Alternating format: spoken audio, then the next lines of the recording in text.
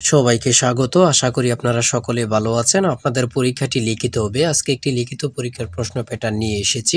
ইনশাআল্লাহ এই প্যাটার্নটি দেখলে আপনি এখান থেকে 25 থেকে 30 নাম্বার অনায়াসে কমন পাবেন এবং সাথে দেখিয়ে দিব কোন কোন বিষয়ে কোন কোন টপিক থেকে প্রশ্ন আসবে। ধৈর্য সহকারে সম্পূর্ণ ভিডিওটা দেখেন। ইনশাআল্লাহ আপনি পরীক্ষায় পাস করবেন। দেখেন, আপনাদের পরীক্ষাটি লিখিত হবে, তাই আজকে একটি লিখিত পরীক্ষার প্রশ্ন প্যাটার্ন নিয়ে কিন্তু হাজির হয়েছি। এখানে রয়েছে সর্বপ্রথম সন্ধি বিচ্ছেদ করুন। দেখেন, লিখিত পরীক্ষাটা কি এটা আপনাকে আগে বুঝতে হবে। লিখিত পরীক্ষা হচ্ছে সন্ধি বিচ্ছেদ থাকবে, বিপরীত শব্দ থাকবে, এক কথা প্রকাশ থাকবে, তারপরে বাগধারা থাকবে, ট্রান্সলেট থাকবে, ফিল ইন দ্য গ্যাপস থাকবে, প্রিপোজিশন থাকবে, আর্টিকেল থাকবে। শর্ট করে 5 নম্বরের জন্য একটি প্যারাগ্রাফ থাকবে, কিছু অঙ্ক থাকবে, সর্বশেষ সাধারণ জ্ঞান থাকবে। লিখিত পরীক্ষা মানে এতটুকুই। আমার কথা বুঝতে পারছেন? দেখেন, সর্বপ্রথম রয়েছে সন্ধি বিচ্ছেদ করুন। এখানে 4টা সন্ধি বিচ্ছেদ থাকবে। আপনি যদি 4টা পারেন, 4টার জন্য 4 নাম্বার দেয়া থাকবে, অর্থাৎ প্রত্যেকটি প্রশ্ন পারলে আপনাকে 1 নাম্বার দেয়া হবে। দেখেন, 2 নম্বরে রয়েছে কি বিপরীত শব্দ লিখুন।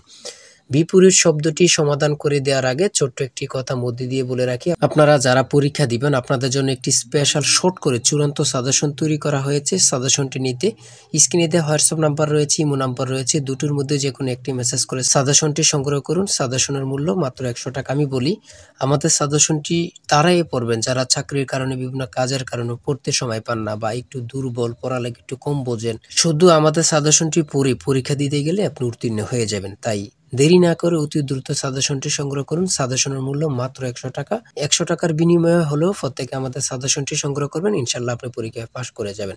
2 নম্বরে রয়েছে বিপরীত শব্দ লিখুন। এখানে 4টা বিপরীত শব্দ দেয়া আছে, 4টার জন্য 4 নাম্বার দেয়া থাকবে। আপনি যদি পারেন 4 নাম্বার পেয়ে যাবেন। তারপরে 3 নম্বরে রয়েছে এক কথায় প্রকাশ করুন। এখানে 4টি এক কথায় প্রকাশ দেয়া আছে, 4টার জন্য 4 নাম্বার।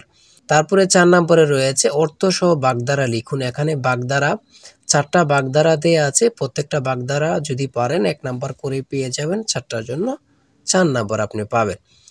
দেখেন, লিখিত পরীক্ষা কিন্তু বেশি আনইজি কিছু না।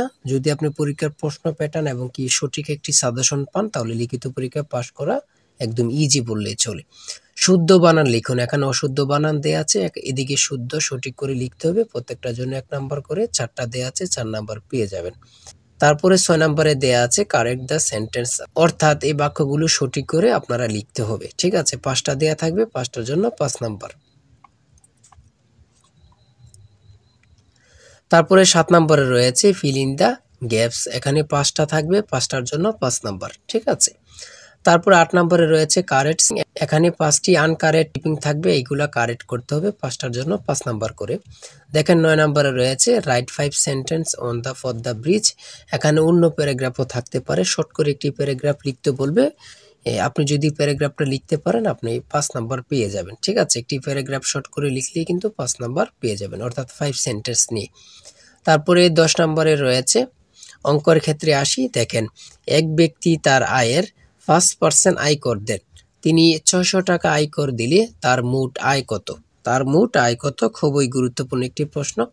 এই প্রশ্নটি কিন্তু একদম ইজি, অঙ্কটি একদম ইজি। দেখেন, সমাধানটি দেয়া আছে, আপনারা যদি পারেন 5 নাম্বার পেয়ে যাবেন। তারপরে 11 নম্বরে রয়েছে একটি ত্রিভুজের 3টি বাহুর দৈর্ঘ্য 13, 14 ও 15 মিটার। ত্রিভুজটির ক্ষেত্রফল কত? দেখেন, এই অঙ্কটি কিন্তু যেন মনে হচ্ছে কি এলোমেলো না, একদম ইজি। আপনারা স্টেপ বাই স্টেপ বসাবেন, অ্যান্সার হাতের মুঠোয়। ঠিক আছে, সমাধান দেয়া আছে, আপনারা অঙ্কটি দেখে নেন, পারলে 5 নাম্বার পেয়ে যাবেন। তারপরে 12 নম্বরে রয়েছে একটি আয়তাকার বাড়ির পরিসীমা 44 গজ এবং গড়ের দৈর্ঘ্য 36 ফুট, গড়ের প্রস্থ কত? এই অঙ্কটি সমাধান দেয়া আছে, পারলে 5 নাম্বার পেয়ে যাবেন। দেখেন, একটি উৎপাদক থাকবে, আপনি যদি পারেন 5 নাম্বার পেয়ে যাবেন। x³ - 8 এর উৎপাদক কোনটি? একদম ইজি কিন্তু প্রশ্নটি, এতটুকুই কিন্তু। তারপরে কি রয়েছে আমরা দেখি। তারপরে রয়েছে একটি স্কুলে ডিল করার সময় 8, 10 এবং 15 সারিতে সাজানো হয়, তবে অথবা ওই স্কুলে ন্যূনতম কতজন ছাত্র রয়েছে? এগুলো যদি আপনি লসাগু করেন, লসাগু করলেই কিন্তু মানটা বের হয়ে যাবে, 120 সঠিক উত্তর চলে আসলো। তারপরে রয়েছে সাধারণ জ্ঞান, লাস্টে দিয়ে রয়েছে 71-এর ডায়েরি কে লিখেছেন। 14 নম্বরে রয়েছে 71-এর ডায়েরি কে লিখেছেন। কত পরীক্ষা যে আসছে আল্লাহ ছাড়া কেউ জানে না। সুপিয়া কামাল। সড়ক পরিবহন ও সেতু মন্ত্রণালয়ের ইংরেজি নাম কি? Ministry of road transport and bridge. তারপরে রয়েছে 16 নম্বরে রয়েছে ছন্দের কবি কে, খুবই গুরুত্বপূর্ণ, সত্যেন্দ্রনাথ দত্ত। তারপরে 17 নম্বরে রয়েছে আন্তর্জাতিক মাতৃভাষা দিবস কবে থেকে পালিত হয়, 2000 সাল থেকে, গুরুত্বপূর্ণ প্রশ্ন উত্তর। 18 নম্বরে রয়েছে পূর্ণরূপ লিখুন, এখানে 3টা পূর্ণরূপ দেওয়া আছে, 4টা পূর্ণরূপ থাকতে পারে, 5টা পূর্ণরূপ থাকতে পারে, 5টা পূর্ণরূপ থাকতে পারে, কিন্তু পূর্ণরূপ থেকে থাকবে 2 থেকে 3 নম্বর অবশ্যই থাকবে।